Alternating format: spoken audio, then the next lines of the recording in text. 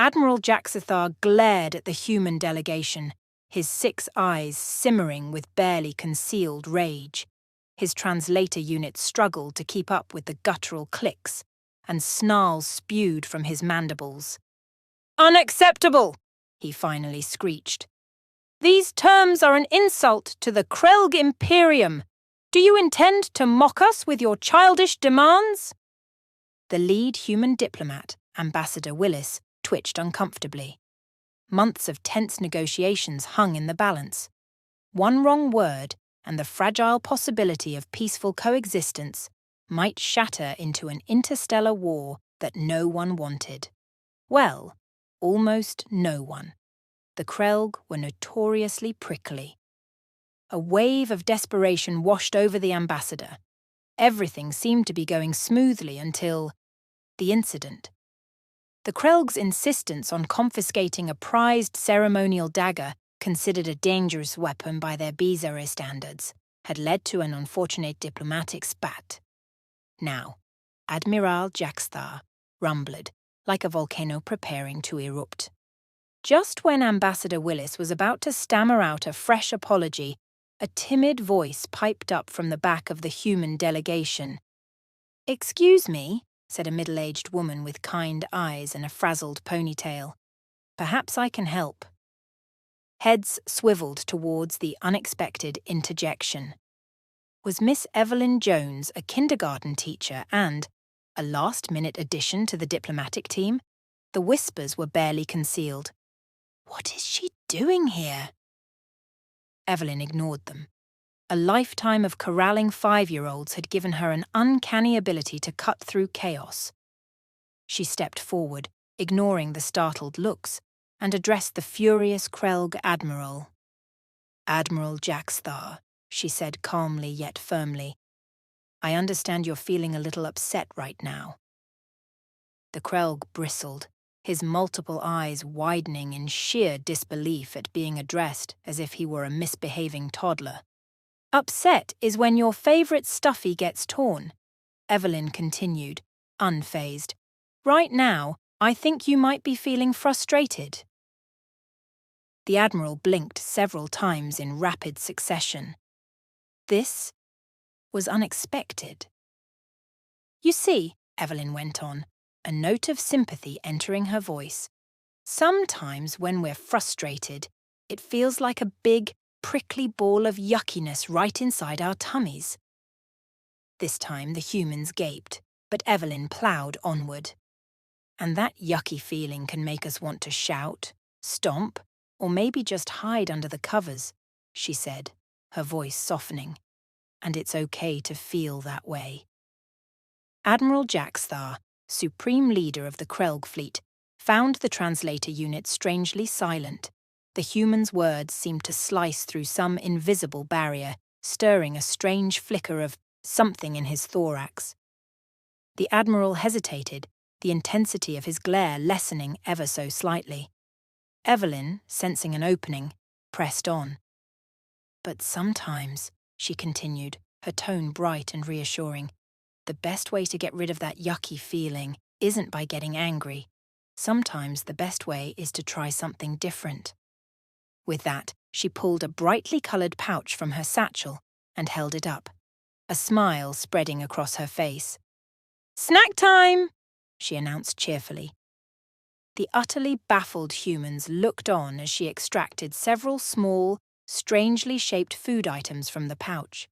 She held one out to the stunned Krelg admiral. "It's a gummy star," she explained. "Would you like to try one?" The idea of an all-powerful warlord nibbling on a gummy star was ridiculous. Yet, faced with this baffling human and her cheerful determination, Admiral Jaxthar found a strange curiosity taking hold. He hesitated, but only for a moment. Then, with what could almost be mistaken for amusement, he reached out a clawed hand and accepted the proffered treat. The tension crackled in the air as every eye bore down on Jaxthar. The Admiral slowly brought the gummy star to his mouth and bit down. His multiple eyes blinked, then blinked again, as an expression of surprise crossed his insectoid features. Sweet, he rasped, his translator unit whirring. And chewy. Evelyn beamed. Sometimes a little sweetness can change everything, wouldn't you agree? For the first time since the negotiations began, Jack-Star seemed almost thoughtful. He slowly finished the gummy star, savouring its unexpected flavour. The yucky, prickly feeling in his thorax began to recede, replaced by a faint glimmer of something else. Intrigue, perhaps? Now, Evelyn said, her eyes twinkling. Shall we talk about what kind of snack the Krelg would like in our treaty? Perhaps something with extra scales?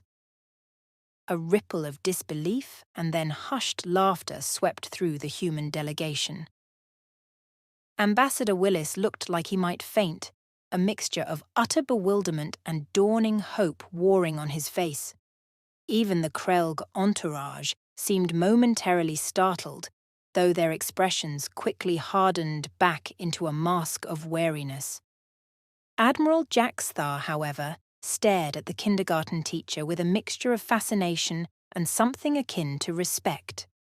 This diminutive female had single-handedly diffused a diplomatic crisis that had teetered on the brink of disaster, and she had done it with snacks and simple words. Very well, the Admiral rasped, his tone now laced with a strange new cadence, almost thoughtful. He turned back to the negotiation table. Let us discuss this further. And so they did. Guided by Evelyn's uncanny ability to translate complex concepts into terms as simple as nap time and playground rules, the two sides inched towards common ground. There were still disagreements, and flaring tempers threatened to derail the process, but there was also laughter. Both human and Krelg discovered they shared a love for fizzy drinks and, bizarrely, colourful stickers. It took weeks, a mountain of snacks, and several time-outs, during which heated negotiators were sent to stand in opposite corners of the room. However, a deal was finally hammered out. It wasn't perfect, but it was a start built on shared snacks and an understanding that even galactic empires needed the occasional nap. In the aftermath, the kindergarten teacher, Evelyn Jones, became an intergalactic legend. The woman who averted an interstellar war was hailed as a diplomatic genius.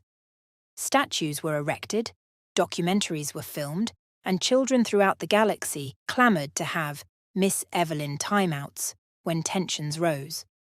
As for Evelyn herself, she eventually returned to her classroom, greeted as a hero by a sea of adoring sticky faces. Her secret to success?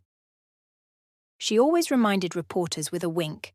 Never underestimate the power of a snack, a kindly word, and the knowledge that everyone, even fearsome insectoid admirals, gets a little cranky sometimes. Decades later, on a vibrant, multi-species world far removed from the tensions of Earth, a young human with a bright mop of red hair and a constellation of freckles across her nose bounced with excitement. "Grandma Evelyn! Grandma Evelyn!" she shrieked, clutching a worn storybook. "Is it true? Did you really save the galaxy with snacks and a timeout?" Evelyn Jones, now a wise and wrinkled elder, chuckled. The years had softened her features, yet her eyes still held that same warm twinkle that had once tamed an infuriated Krelg admiral. "Well, Ellie," she replied, settling the child on her lap, "it was a bit more complicated than that." She opened the book, its pages filled with vibrant illustrations of stern-looking insectoid creatures and smiling humans sharing outrageously coloured snacks. "You see," she began, "sometimes the galaxy resembles a giant kindergarten. There are squabbles and misunderstandings, and feelings get hurt." Ellie listened wide-eyed as her grandmother told the tale of Admiral Jack-Star, the gummy stars, and the importance of sharing. She'd heard the story countless times before, yet each recounting seemed to illuminate a new facet. a new lesson tucked within the folds of cookies and diplomacy. "So," Ellie asked, as the story drew to a close, "what's the most important thing you learned, Grandma?" Evelyn smiled, stroking the child's fiery hair.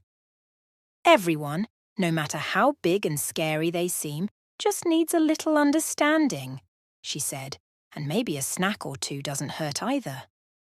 Ellie giggled, a bright, infectious sound that filled the room.